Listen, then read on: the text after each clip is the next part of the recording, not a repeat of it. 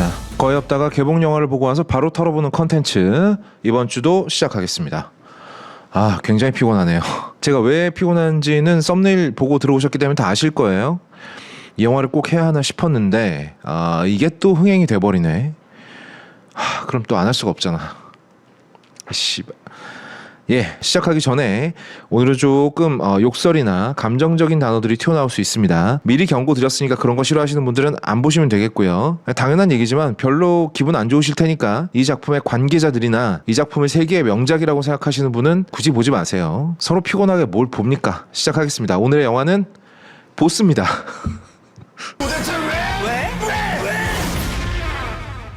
2주 연속 정말 괜찮은 영화들을 보고 감동받고 막 얘기하다가 이번 주 보스 이야기를 하려니까 굉장히 현타가 심하게 오네요. 영화 유튜버의 숙명이겠죠. 딱히 영화를 가지고 크게 할 말이 없어서 한국 조폭 코미디 영화의 계보들을 좀 보겠습니다. 그 계보의 시작은 송능한 감독의 넘버3라는 작품입니다. 불멸의 명작이죠. 지금 한국 영화 역사에 다시 없을 걸작 블랙 코미디입니다. 이 영화가 나온 게 1997년이었고 당시 한국 사회는 격동의 90년대를 지나서 밀레니엄을 앞두고 있었습니다. 넘버3 라는 영화가 말하고자 하는 바는 물론 수도 없이 많지만 그때까지 우리 사회에 내재돼 있던, 그러니까 우리 사회 안에 숨겨져 있던 폭력과 무식함, 부조리, 끝이 없는 탐욕과 위선, 이런 것들에 대한 강렬한 풍자를 담고 있었습니다. 그 풍자에 사용되는 도구가 조폭이었을 뿐입니다. 이 영화는 엄밀히 말하면 조폭 영화가 아니에요. 제일 무식한 자가 권력을 잡고 자기 폭력의 상징인 재떨이, 사람을 죽이는 무기죠. 재떨이를 막 휘두른다는 거, 그걸로 존경을 받는다는 것, 그리고 똑똑한 척 해봐야 결국은 사용되고 버려지는 삼류 인생이라는 거. 보스라는 인간조차 만만한 아랫사람한테나 보스지 만천하에 이것들이 까발려지고 밝은 세상에 나오게 되면 버러지에 불과하다는 거. 지금 국감이나 청문회에 끌려 나와가지고 거짓말 처하거나 입 꽉 쳐닫고 있는 인간들도 하나도 다를 게 없습니다. 굉장히 재밌게도 가장 많이 이런 조폭적인 사고방식을 간직하고 있는 조직이 바로 검찰하고 사법부 판사들입니다. 재밌죠? 내가 하늘이 노랗다라고 하면 그때부터 하늘은 노란색이야. 내가 현정화라고 하면 현정화야. 다른 얘기하는 새끼들 전부 배신, 배반, 배반형 이렇게. 이런 사고방식은 이제 21세기 한국에서 다른 어떤 곳에서도 통하지 않습니다. 어쨌든 송능한 감독이 그런 세상을 넘어서 우리는 어떻게 21세기를 맞이할 것인가, 넘버3는 결국 그 이야기를 하고 싶었던 겁니다. 그런데 언제나 영화는 만드는 사람의 것이 아니라 보는 사람들의 것이라는 말처럼 대중들에게 이 영화는 당시에 송강호의 말더듬는 코믹 연기로 더 강렬하게 남아 있습니다. 이게 얼마나 유행이었냐 그러면 나이트에서 막 신나는 댄스 음악 나오고 사람들이 막 춤을 추다가 갑자기 음악이 뚝 끊기고 이 송강호의 대사들이 막 나왔어요. 나이트에서 어디 리믹스에 얹어서 나오는 게 아닙니다. 진짜로 그냥 노래가 뚝 끊기고 송강호 이 대사가 나왔다니까요. 저랑 비슷한 연배이신 분들은 아마 기억이 나실 거예요. 코쟁이하고 맞짱 뜰 때도 마찬가지야. 딱 나타났다. 뭐야 씨발로 이러면서 피하게 돼 있어. 이 피하게 돼 있다고. 그 피하다가 딱 걸려. 그러면 자. 당시에 제가 나이트를 다녔단 말은 아닙니다. 뉴스에서 봤어요. 그러면 이제 막 사람들이 막 춤추다가 막 빵빵 터지고 막 그랬거든요.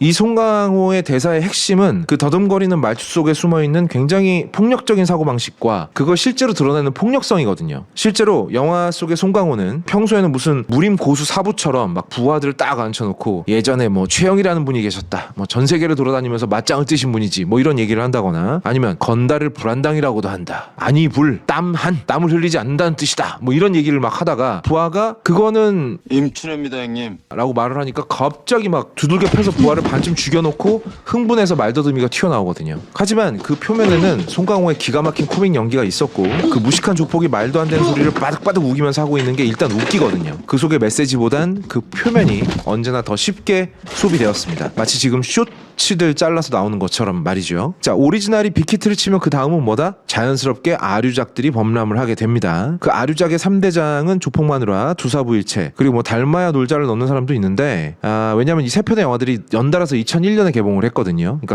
넘버3가 말한 밀레니엄 그 다음 해에 이 세 편의 조폭 영화들이 개봉을 했는데 저는 개인적으로는 달마야 놀자는 조폭 영화가 아니라고 생각해요. 이건 불교 영화입니다. 그래서 그걸 빼고 그 다음에 2002년에 역대급 똥영화 가문의 영광이 개봉을 하게 됩니다. 그래서 제가 묵는 조폭 쓰레기 영화 3대장, 조폭 미화 코미디 3대장은 조폭마누라, 두사부일체, 가문의 영광입니다. 이 영화들의 공통점이 뭔지 아세요? 전부 다 시리즈로 나왔다는 겁니다. 1편이 잘 되니까 그 다음부터 빨아먹기 위해서 2편, 3편이 계속 나왔다는 거예요. 그거 외에 또 섬뜩한 공통점이 있습니다. 바로 이 조직폭력배의 폭력적인 방식이 이 영화의 중심 사건을 해결해버린다는 것이죠. 조폭마누라는 조폭 여도목하고 선량한 사람이 결혼해서 결국 마누라 조폭이 승리하는 얘기고요. 두사부일체는 사학비리를 조폭이 박살낸다는 얘기인데 요거는 괜찮을 뻔했어요. 가문의 영광이 가장 심각한데 조폭 집안의 조폭 오빠 3명이 말도 안 되는 구라를 쳐서 자기 여동생을 똑똑한 남자한테 시집 보내서 결국에는 이제 거대한 전투를 치르고 온 가족이 행복해진다는 얘기예요. 좀 기가 막힌 서사를 갖고 있는 영화들이죠. 송능한 감독은 당시 세기 말 한국 사회가 품고 있던 잠재적인 폭력성과 비합리성을 조폭이라는 범죄 집단을 사용해서 비유적으로 표현을 해냈고 그 조폭들이 전부 비참한 끝을 맺으면서 그 누구도 제대로 21세기를 맞지 못한다라는 결말을 냈어요. 그러니까 이 쓰레기들을 정리해야 우리에게 새로운 21세기가 열린다라는 메시지를 영화를 통해서 보인 것이죠. 그런데 제가 앞에서 언급한 쓰레기 조폭 코미디 3대장 영화들은 마치 좀 무식하고 폭력적이지만 알고 보면 괜찮은 애들, 재밌는 애들로 조폭을 묘사한 다음에 영화 속에 등장하는 문제의 해결책으로서 조폭을 내세웁니다. 21세기 되기 전에 이런 쓰레기들은 좀 정리하자고 치워버린 데서 알맹이는 전부 빼놓고 껍데기만 가져와가지고 머리에 뒤집어 쓰고 그걸로 장사질을 해먹었다는 겁니다. 이게 바로 송능한 감독이 그렇게 통렬하게 조롱했던 천민자본주의의 정확한 예시라고 볼 수 있어요. 참고로 송능한 감독은 차기작인 세기말이 망하면 내가 대한민국 뜨겠다라고 말하고 세기말이 진짜로 망하니까 정말로 대한민국을 떠버렸습니다. 그리고 그의 장녀가 영화감독으로 미국에서 데뷔를 하게 되는데 그게 바로 패스트 라이브즈를 만든 셀린송 감독입니다.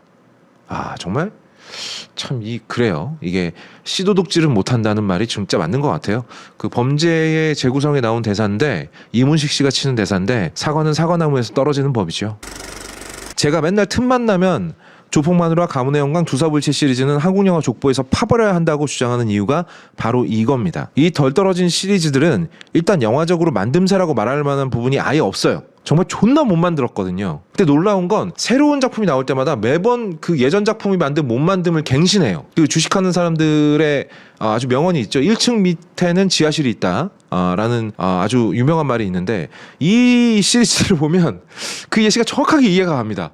와, 저거보다 더 못 만들 수 있다고? 근데 1년이 지나니까 저거보다 더 못 만들 수 있다고? 라고 생각한 영화보다 더 못 만들 수 있다고? 이게 매년 갱신이 됐거든요. 이것도 제주라면 제주입니다. 거기다가 뭐 영화는 좀 구리고 못 만들 수 있어요. 아니 사실 그것도 그러면 안 되지만 그 속에 들어있는 알맹이가 너무 구리고 촌스럽기가 정말 이루 말할 데가 없어서 이런 시대착오적인 사고방식은 마치 군사 독재 시절을 방불케 합니다. 야, 말을 안 들어?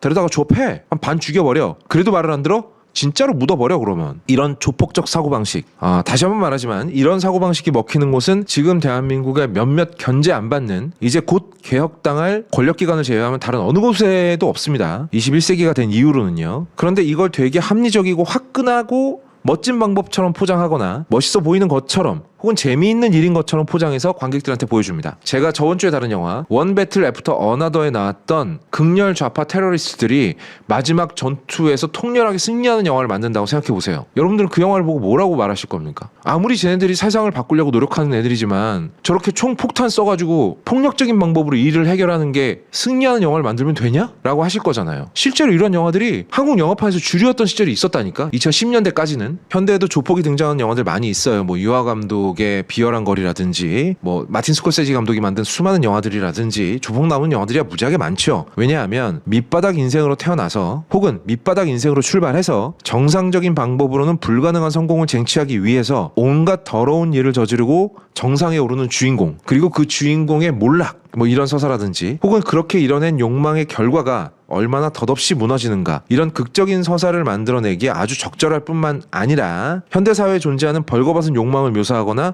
폭력성을 묘사하기에도 아주 적합한 존재들이기 때문입니다. 그러니까 왜 그런 거 있죠. 머리 한쪽에서는 천사, 한쪽에서는 악마가 속삭이는 경우 있잖아요. 우리가 영화나 이런 데서 많이 보는데, 만화에서도 많이 보는데, 그 악마의 속삭임을 들은 사람들이란 말이에요. 그러니까 이들이 벌이는 악행을 담는 것도 흥미롭고 이들이 몰락하는 걸 보는 것도 재밌는 겁니다. 하지만 그들이 정당성을 획득하거나 거대한 승리를 쟁취하는 서사로 가면 이거는 재현의 윤리성을 심각하게 위반하는 겁니다. 웃으면서 눈치고 넘어가도 안 되고요. 무슨 반지의 제왕의 미나스티리스 전투처럼 멋진 전투에서 장렬하게 싸우다가 승리한 다음에 영광을 가져가는 식으로 이야기가 끝나면 절대로 안 되는 겁니다. 뭐 예술 영화에서 강렬한 메시지를 주기 위해서 악이 승리하는 쪽으로 가는 거, 뭐 그런 건 가능하죠. 근데 대중 흥행 영화에서 그러면 안 돼요. 하지만 제가 지금까지 말한 시리즈 3대장들을 보시면 전부 서사가 그런 식입니다. 마지막에 대규모 액션을 넣어야 눈요깃거리가 되니까 대규모 액션을 넣고 주인공들이 승리하죠. 근데 주인공들은 조폭입니다. 이거는 제가 말한 대로 한국 영화 족보에서 파내버려야 됩니다. 멸문지화를 시켜버려야 돼요. 그런데 이런 영화들이 왜 자꾸 만들어지느냐, 생각보다 제작비가 많이 들어가지도 않고요. 그런 어떤 조폭이라는 비현실적인 존재가 들어가게 되면 이야기를 엮어내기가 아주 쉽습니다. 그러니까 시나리오 쓰기가 아주 편해요. 뭐 살인, 마약, 매춘 이런 거 들어가도 중간에 조폭이 쏙 들어가면 이게 다 이야기를 만들어내기가 아주 좋거든요. 엮어서 이야기를 만들어내기가. 액션도 맨날 하는 액션, 사시미 그 뭐 개싸움판 이런 액션 그대로 넣으면 되니까 독창적일 필요도 없어요. 근데 이게 돈이 됐거든. 얼마 전까지만 하더라도 손쉽게 만들게 됐던 겁니다. 제가 윤재균 감독을 정말 손톱만큼 인정하는 부분이 있다면 조폭 코미디 영화를 만들어서 성공한 사람이 거기에 눌러앉아서 돈을 빨아먹을 생각을 안 하고 곧바로 다른 장르에 다채롭게 도전했다라는 겁니다. 도전의 결과가 좋았냐라고 한다면 절대 그렇다고 말할 수는 없지만 그래도 당시만 해도 편하게 돈 벌 수 있는 방법을 마다하고 나름의 창작을 해보겠다고 달려든 건 칭찬할 만한 점이죠. 자, 2010년대까지만 해도 대차게 해먹던 조폭 코미디는 2010년대 이후로 완전히 사양길에 접어들었습니다. 뭐 지금 범죄도시 시리즈를 보면 뭐 살짝 좀 걱정되는 부분이 있기는 한데 악당을 살짝 코믹하게 묘사하긴 하지만 그래봐야 마석도한테 처맞고 뻗는 수순으로 가기 때문에 예전만큼 걱정되진 않아요. 그리고 무엇보다 조폭들이 나와서 설치는 영화들이 더 이상 관객들에게 흥미를 자극하지 못합니다. 너무 다행이라고 생각하고요. 명절마다 쏟아지는 조폭 미화 영화들을 보는 건 저한테 너무 괴로운 경험이었어요. 그런데 올해 추석에 떡하니 이 영화가 등장했습니다. 보스. 제목을 보는 순간 뭐랄까 고민 1도 안 했구나. 예전에 진짜 조폭 두목이었던 조양은이 자기 미화하는 영화를 만든 적이 있어요. 그게 아마 1999년이었나 그럴 겁니다. 근데 그 영화 제목이 보스였거든요. 아니 이 정도면 그냥 재수없어서 이 제목을 피할 법도 한데 이걸 그냥 그대로 쓰네 라는 생각이 들었습니다. 그래서 저는 선입견이 없이 봤다라고 말하면 조금 거짓말일 겁니다. 저는 조폭 미화물의 악몽이 다시 살아나는 게 정말 너무 싫었기 때문에 낌새만 보이면 정말 개같이 까주리라 라고 생각하고 영화를 봤고요. 그 결과는 이게 조폭 미화물도 맞긴 맞는데요. 오히려 패러디물에 가까웠어요. 그러니까 조폭 마누라인 줄 알고 봤는데 알고 보니까 재밌는 영화였어요. 이 재밌는 영화는 영화 제목입니다. 제가 재밌게 봤다 해서 재밌는 영화라는 얘기가 아니고요. 재밌는 영화라는 패러디 영화가 있었어요. 한국 영화 패러디한 패러디 영화가 있었어요. 지금 뒤에 포스터 나가고 있죠? 감독이나 작가가 바보도 아니고 더 이상 조폭이나 조폭적인 사고방식이 멋지게 포장되는 세상이 아니라는 거는 스스로 잘 알고 있습니다. 이 부분은 칭찬할 만해요. 그래서 영화 초반에 어떤 화려했던 조폭들의 전성시대가 끝나고 지금은 이미 이제 조폭이라는 직업 자체가 사양길에 접어든 상황이고 그리고 굉장히 초라해진 조폭 두목 이성민을 통해서 야 이제 이런 거 먹히는 시대가 아니야. 나도 잘 알아 라고 이야기하는 부분까지는 괜찮았어요. 먼저 스스로를 비웃는 거는 코미디 작가로서 굉장히 좋은 태도라고 볼 수 있거든요. 뭐 조직 보스가 대출 받으러 은행에 갔다가 개같이 까이는 장면이라든지 아니면 보스급의 대가리들이 모여가지고 야 너는 뭐 관절염이냐? 나는 요즘에 위장병이 너무 심해 막 이런 얘기를 한 장면이라든지 뭐 환자 모임 분위기를 풍긴다든지 아니면 새로운 보스를 정해야 되는데 사실은 이 조직이 겉으로만 멀쩡하지 속으로는 완전 빚더미에 올라앉아 있어가지고 보스 자리에 앉는 순간 그 산더미 같은 빚을 책임지고 갚아야 되는 위치에 가게 되는 거라서 서로 안 하겠다고 우기는 거라든지 이런 것들은 지금까지 우리가 봐왔던 흔한 조폭 영화들의 클리셰를 비트는 장면들이죠. 여기까지 괜찮았어요. 농담이 아닙니다. 여기까지는 여기서 에피소드 몇 개 잘 엮으면은 뭐 나쁘지 않을 수도 있겠는데 라는 생각이 들었습니다. 잠깐 동안. 근데 문제는요. 이 영화는 이 설정까지는 완성을 해놨어요. 야 이런 거 재밌겠다. 조폭 두목이 은행에 대출 받으러 갔다가 거기서 막 은행 직원한테 꾸사리 먹고 이러면 재밌겠다. 이런 상황 재밌겠다. 모든 코미디는 상황을 잘 만들면 절반 이상 먹고 들어가는데 나머지 절반은 뭐냐 그러면 여기서 나온 상황들을 엮어서 이야기를 만드는 과정입니다. 이것까지 재밌어야 재밌는 코미디 영화가 되거든요. 제가 봤을 때 이 영화는 그 뒤에 생각을 안 했어요. 그 뒤에 생각을 아예 안 했습니다. 에피소드가 없어요. 어떻게 이럴 수가 있지? 자, 예를 들어서 조우진이 하고 있는 그 중국집 프랜차이즈 도전 같은 경우엔 말이죠. 이거 어디서 많이 봤잖아요. 그러니까 다른 목적을 가지고 위장용으로 음식점을 오픈을 했는데 여기가 장사가 너무 잘 되는 거야. 그래서 소문이 나가지고 입소문이 나가지고 프랜차이즈 업체에서 찾아왔어요. 계약을 맺자고. 이거 어디서 봤죠? 극한 직업에서 봤어요. 그리고 이규영이 연기하는 사람은 이제 조우진의 중국집에서 10년째 일하고 있는데 사실은 알고 보니까 스파이예요. 경찰에서 심은 스파이입니다. 10년째 스파이즈를 하고 있는데 성과가 없어요. 그리고 이 영화가 화면을 통해서 의식적으로 신세계를 굉장히 많이 흉내내고 있습니다. 그러니까 이규영은 여기서 신세계를 찍고 있는 거예요. 그리고 또 한 명 있죠. 박지환. 저는 영화가 형편없으면 영화 등장인물들을 극중 이름으로 부르지 않습니다. 그냥 익숙하게 그냥 배우 이름으로 불러요. 박지환 씨 같은 경우에는 넘버3를 패러디하고 있어요. 넘버3의 송강호를 패러디하고 있는데 이걸 패러디라고 불러도 되나 싶을 정도로 그냥 흉내내고 있습니다. 그 넘버3에서 송강호가 했던 대사들 있죠? 그걸 그냥 그대로 똑같이 따라해요. 이게 한 5분짜리 에피소드가 들어가 있거든요. 근데 그 에피소드가 뭐냐 그러면 박지환 씨가 넘버3에서 송강호 씨가 했던 역할을 그냥 그대로 똑같이 따라해요. 왜? 1997년 이후에 제가 좋게 한 5억 번은 봤는데 이걸 흉내내는 걸 이걸 여기서 내가 왜 1시간 30분짜리 영화에서 그걸 한 2, 3분 동안 내가 이걸 왜 보고 있어야 되는 거지? 라는 의문이 들었는데 결론은 이겁니다. 기똥차게 만들어낸 에피소드가 없는 거예요. 그래서 그냥 배우한테 그냥 알아서 애드립 치세요 하고 맡겼나? 아니 근데 박지환 배우한테 알아서 하라고 했으면 이거보단 재밌는 게 나왔을 것 같거든요. 말이 나왔으니까 말인데 코미디가 웃기려면 어떻게 해야 되는가. 제가 그때도 말했지만 제가 뭐 다른 영화들 이야기할 때도 항상 하는 얘기지만요. 상황이 먹히고 이야기가 먹혀야 그때부터 웃기는 겁니다. 이 영화는요 상황까지는 맛있게 짜놨어요. 다른 거에 비해서 맛있게 짜놨다는 얘기입니다. 이게 막 와 맛있다 이런 게 아니고요. 상황까지는 맛있게 짜놨는데 그 상황을 받쳐줄 만한 에피소드들이 전혀 없습니다. 예를 들어서 극한 직업을 한번 생각해보죠. 우리 극한 직업에 나오는 등장인물들도 굉장히 심하게 과장돼 있고 전부 다 머저리 병신 쪼다로 보여요. 그리고 상황 자체도 굉장히 과장돼 있습니다. 그리고 거기에 대한 리액션도 굉장히 과장돼 있죠. 그럼에도 불구하고 이 영화는 최소한의 개연성을 놓지 않고 가거든요. 예를 들어 이런 상황인 거죠. 형사들이 위장을 하려고 음식점을 차는데 그 음식점이 잘 된다 라는 상황인 거잖아요. 상황이 이렇게 돼 있어요. 그러면 이 음식점이 잘 돼가는 것에 대해서 관객들을 설득시킬 만한 에피소드가 있어야 됩니다. 예를 들어 이런 거예요. 아니 일단 손님들이 왔는데 후라이드밖에 준비를 안 했어. 근데 양념치킨을 시키네? 우리는 양념치킨 만들 줄을 모르는데 근데 형사들 중에 수원 양념갈비집 장남이 있었던 거예요. 이거 왜 맛있어? 누구야? 전데요. 지금 살았습니다. 대박이 나버린 거죠. 여기에 납득이 안 가는 부분 이해하려고 마음을 먹으면요. 코미디니까 이해하려고 마음을 먹으면 여기에 납득이 안 가는 부분이 없어요. 장사가 너무 잘 돼서 아이씨 어떡하지 장사 이렇게 잘 되니까 수사를 못하겠네. 그러면 통닭 가격을 무식하게 올려버려. 야 통닭 한 마리에 3만 원이면 그걸 누가 사 먹겠냐. 야 그럼 아예 이참에 사표 쓰고 본격적으로 닭집을 차리던가 이 새끼들아. 지금까지 이런 맛은 없었다. 이것은 갈비인가 통닭인가. 오히려 더 인기를 끌어버리는 이런 상황. 이게 납득이 안 가는 상황이 아니잖아요. 그렇죠? 좋은 설정과 그 설정이 뒤를 받쳐줄 에피소드들이 있어야 되는데 이 영화에는 그 에피소드들이 전무합니다. 그 에피소드들을 그냥 다른 영화들에서 가져와서 패러디도 아니고 흉내를 내고 있어요. 그러다 보니까 원래 이 설정이 말이 되나? 라는 생각이 들기 시작하는 거예요. 이 조직은 뭔데? 조직 운영이 아무리 어렵다고 해도 그래도 조직 보스인데 무슨 해고당한 샐러리맨처럼 경호하는 사람 한 명도 없이 조직 보스가 그냥 혼자 떨렁떨렁 돌아다녀요. 근데 그 아래급 부하인 박지환, 그러니까 중간 보스급 좀 되겠죠? 얘는 또 부하들을 몇십 명씩 끌고 다녀요. 박지환은 뭐 하는 앤데? 뭐 나이트클럽이라도 하나? 그러면 박지환이 벌어들이는 돈은 왜 이 조직에 빚 갚는데 안 쓰지? 조우진은요? 조우진이 벌어들이는 돈도 꽤 되는 것 같은데 그럼 조직 차원에서 프랜차이즈를 밀어줘야 되는 거 아닌가? 그렇게 해서 빚 갚는 쪽으로 가면 되잖아. 왜 이런 생각을 안 하지? 혹은 조우진이 조폭인 걸 딸이 다니는 학교 친구들까지 다 아는 수준인데 프랜차이즈 조사원들은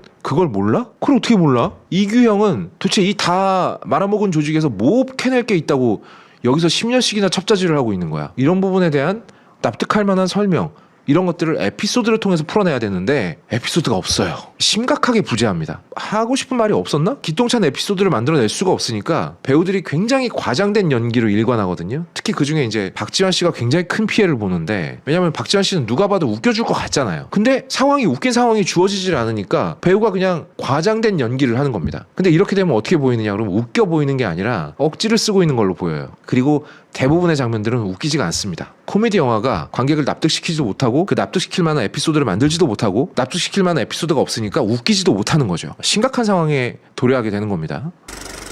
앞에서도 말했지만 패러디를 할 수는 있어요. 각기 다른 유명한 영화들에서 어떤 장면을 가져다가 내 영화에 맞게 로컬라이징해서 착착착 레고 블록 쌓듯이 쌓아 올려서 근사한 건축물을 만들어낼 수도 있습니다. 근데 그러려면 그 에피소드들을 내 상황에 맞게 체화시키는 과정이 필요한데 이 영화에 없는 건 바로 그겁니다. 근데 이게 없으면 결정적으로 웃기지가 않아요. 상황이 납득이 안 가기 때문이죠. 자, 그렇다면 이제 결말에 무엇이 기다리고 있느냐. 뭐 결말에서 이규영 씨가 뭐 갑자기 약을 빤 연기를 하면서 한 3번 정도 코웃음이 나는 정도의 어떤 개그씬을 연출하긴 하는데요. 이것도 역시 이거 원툴이다 보니까 3번, 4번, 5번, 6번, 7번 보다 보면은 이게 그다음부터 안 웃깁니다. 그리고 결국 구도가 어떻게 됐느냐. 조직의 배신자와 그 배신자와 손을 잡는 나쁜 약장사들과 그리고 그거에 반해서 조금 덜 나쁜 조폭들이 맞붙는 결말로 가게 됩니다. 이걸 보면서 저는 정말 그 어떤 조폭 미화물의 어떤 악몽이 되살아나는 느낌을 갖고야 말았는데 결국엔 이제 조금 덜 나쁜 조폭 애들이 자기 형님의 배신자를 처단하고 정의 구현을 한다 뭐 이런 쪽으로 가게 되는데요. 이 영화 내에서 나온 장면입니다. 조직이 한창 잘 나갈 때 조직에 방해되는 인간이 있어서 보스인 이성민이 조우진한테 칼로 찔러서 죽여버려 라고 명령을 해요. 조우진이 그냥 그렇게 하겠다고 합니다. 근데 그걸 갑자기 정경호가 대신 막 칼질을 푹푹 하더니만 조우진을 쳐다보면서 그럽니다.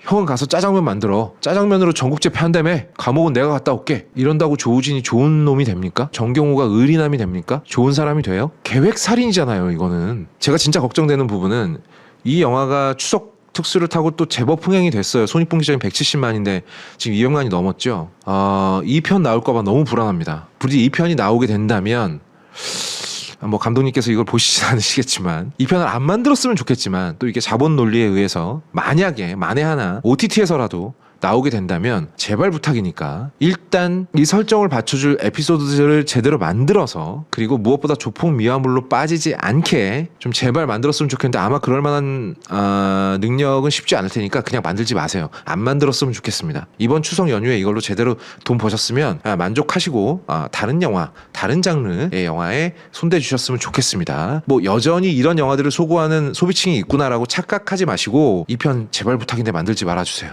이 영화에 드리는 저의 등급은 이겁니다. 아나무라. 저희 걸작서는 여러분들에게 추천과 구독을 강요하지 않습니다. Creativity. Think I don't know about, but I do. You're a fat fucking piece of shit. You know that, Ed? We do this shit for a living. Go on. 강요하지 않습니다. 구걸합니다. 제발 도와주세요. 제발 눌러주세요. 뭘? 이걸. 그리고 이걸. Shoe dog.